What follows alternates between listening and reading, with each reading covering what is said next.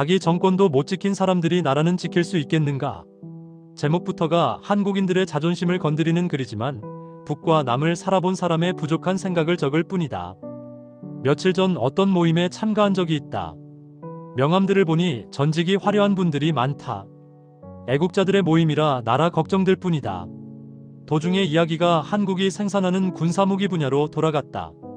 군 출신의 한 사람이 한국산 비행기와 탱크의 수출에 대하여 이야기하며 특히 괴물무기인 현무5를 군에 실전 배치를 한다고 말한다. 모두가 성능 좋은 한국산 무기에 대한 긍지가 높다.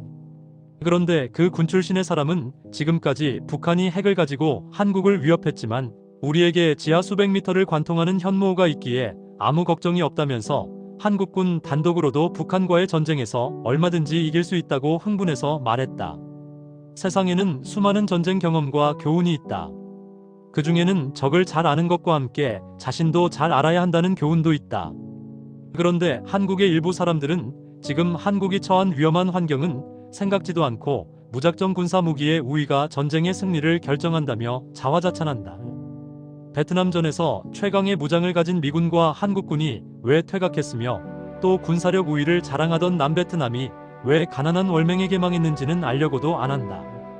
1991년 12월 24일 북한의 당 중앙6기 19차 전원회의에서 김정일을 최고사령관으로 추대했다. 그 후 군 장성들과 김일성의 참석하에 최고사령관 취임식이 있었다. 이 자리에서 김정일은 3년 내로 조국을 통일하여 김일성과 인민들에게 선물로 바치겠다고 장담했다. 군 장성들은 흥분하여 김정일 만세를 불렀다. 이것을 본 김일성은 장령 동무들 하고 불렀다. 장성들 전체가 예 하며 답했다. 김일성은 조용히 물었다. 최고사령관 동무가 3년 안에 남조선을 해방하겠다고 했는데 전쟁에서 이길 자신이 있습니까? 그러자 장내가 떠나갈 듯이 자신 있습니다. 하는 대답이 터져나왔다. 김일성은 다시 물었다. 만약 지면 어쩔 텐가? 모두가 당당하게 외쳤다. 이길 자신 있습니다. 김일성은 또다시 물었다. 아니, 그러다 만약에 정말 지면 어쩌겠는가? 누구도 답을 못했다. 김일성은 장령들에게 말했다. 물론 우리는 남조선을 해방할 만한 준비를 이미 끝낸 지 오래다. 최고사령관 동무는 3년 안에 남조선을 해방하겠다고 했는데 사실 3개월도 필요 없다. 우리는 3일이면 남조선을 해방할 만큼 남조선의 자체 혁명 역량도 충분하게 꾸려놓았다. 그러나 뒤에는 미군이 있다. 미국이 전쟁에 개입하면 장기전이 된다. 우리는 장기전에서 견딜 수 없다. 낙동강까지 갔다가 퇴각했던 조국 해방전쟁의 교훈을 잊으면 안 된다. 문제는 제일 먼저 미군부터 내보내야 한다. 장내는 조용했다. 나는 북한에서 이 말을 듣고 도대체 어떤 준비를 했기에 김일성이 저렇게 당당한지 이해를 못했다. 물론 강연 때마다 남조선 청년 학생들이 김일성, 김정일에게 보내온 충성 맹세문이나 대학교들에나 붙은 충성 대자보들은 보았지만 이해가 안 되었다. 남쪽이 북보다 경제도 발전했고 인구도 2배가 넘는데 남쪽에 박아놓은 간첩이 아무리 많다 해도 어떻게 한 개 나라를 3일 만에 깔고 앉을 수 있는지 도무지 알 수 없었다.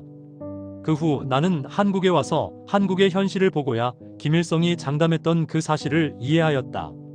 지금 내가 복원되는 북한이나 중국이 한국을 깔고 앉는 데는 3일도 길다는 생각이 든다.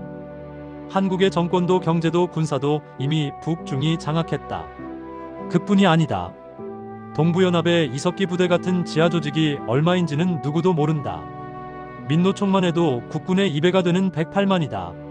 전교조는 5만 명이 넘는다. 친북 정당인 민주당은 권리당원 포함 600만 명이 넘는다. 한국에 거주 등록이 된 중국인은 북한 인민군의 2배가 넘는 245만이다. 불법 체류자 숫자는 누구도 모른다.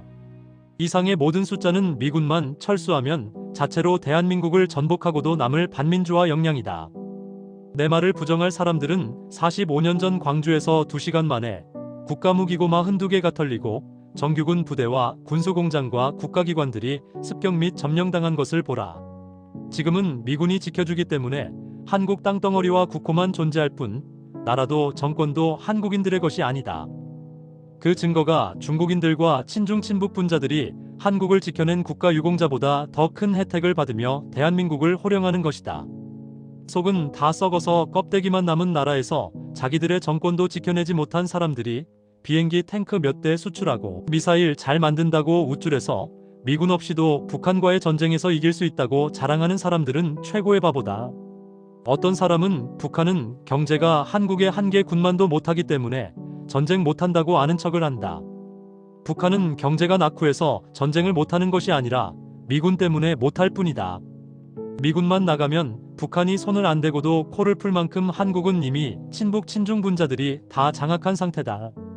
북한 김여정의 말 한마디에 한국 정규군 부대들이 해산당하고 애국자들이 탄압을 받는 나라에서 아직도 북한과의 전쟁에서 이긴다고 자랑하는 바보들은 정신을 차리라.